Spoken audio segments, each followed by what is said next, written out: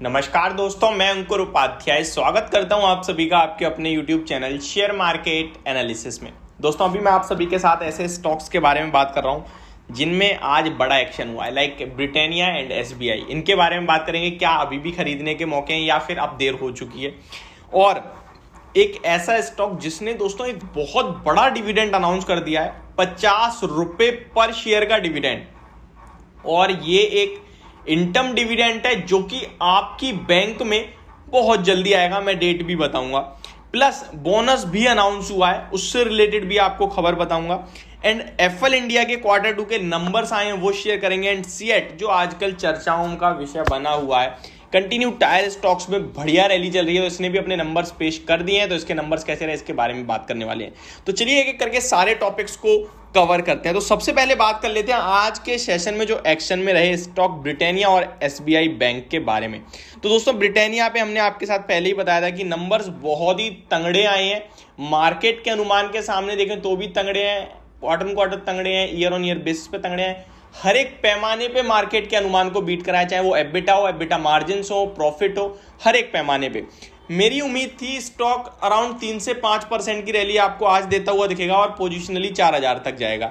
Stock ने सारे record break करे, 9% की रैली आई आज और 4200 पे ऑलमोस्ट आता हुआ दिखा है। आज का हाई 4190 का है, 4140 पे बंद होता हुआ दिखा है। तो सुपर्ब नंबर, सुपर्ब एक्शन और एक पूरी तरीके से मार्केट को आउट परफॉर्म करता हुआ दिखाया आज ये स्टॉक। अब सवाल ये उठता है कि क्या करना चाहिए। तो ये स्टॉक कहीं ना कहीं 1 लाख करोड़ के मार्केट कैप में अब एंटर होता हुआ दिखाया आपको आज।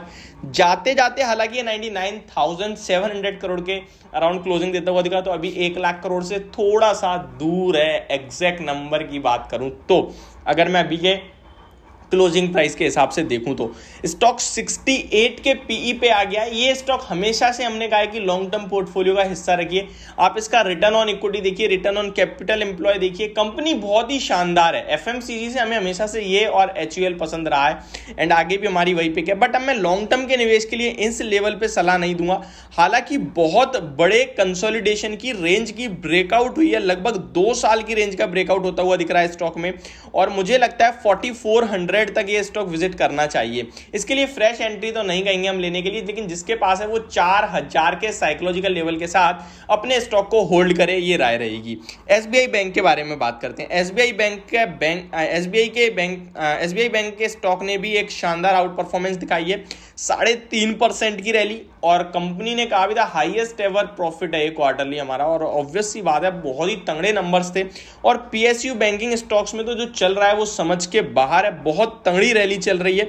615 के लेवल्स पे क्लोजिंग देता हुआ दिखा ये स्टॉक आप सभी को आज के सेशन में 52 वीक हाई के आसपास आता हुआ, इनफैक्ट 52 वीक हाई आज लगाया है स्टॉक ने, बिल्कुल मतलब खुले आसमान में। भाई कोई लेवल बन ही नहीं रहा है, बट हाँ जिसके पास है होल्ड करें, अपने रिस्क के अकॉर्डिंग एक एसएल रख लें।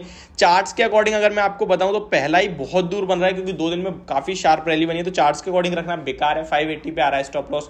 बाकी आप अपने रिस्क रिवॉर्ड के हिसाब से स्टॉप लॉस रखें, और फ्रेश एंट्री के लिए मुझे अभी नहीं समझ नहीं आ रहा, क्योंकि बहुत ऊपर निकल गया है। अब आते हैं न्यूज बेस्ड स्टॉक पे। तो सबसे पहले मैं आप सभी के साथ शेयर करता हूं एक ऐसा स्टॉक जिसने अपने क्वार्टरली रिजल्ट्स पेश करे, प्लस डिविडेंड प्लस बोनस की अनाउंसमेंट करी है।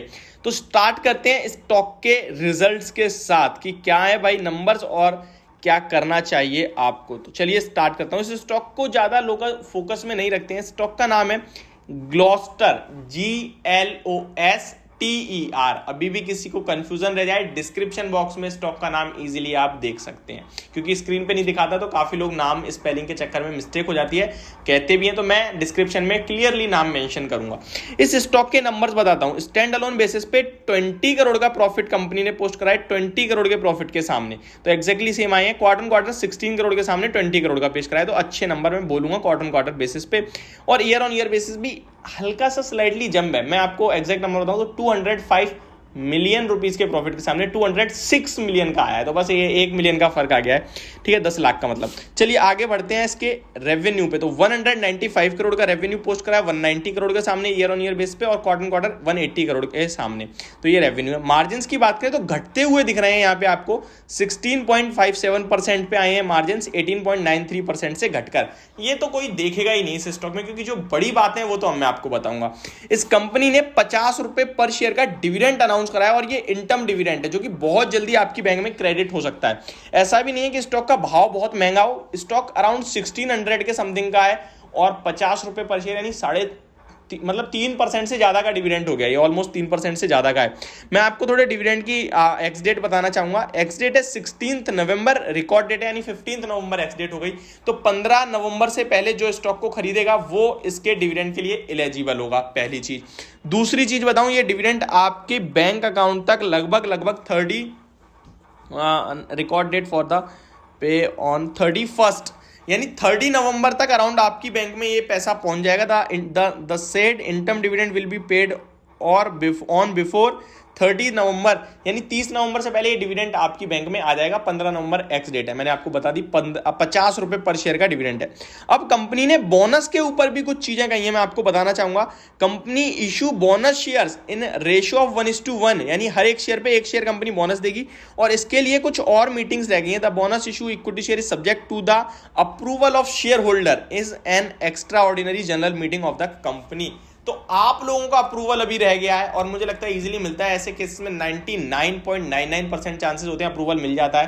कभी भी ऐसा मैंने देखा नहीं कि अब शेयर होल्डर्स मना कर दें बोनस नहीं चाहिए हमें। तो सुपर्ब यार, सब कुछ सुपर्ब दिख रहा है। ये तो ये स्टॉक आपके रडार पे रखना चाहिए। बाय रिकमेंडेशन नहीं है, लेकिन जो हुआ है वो बताया मैंने आपको।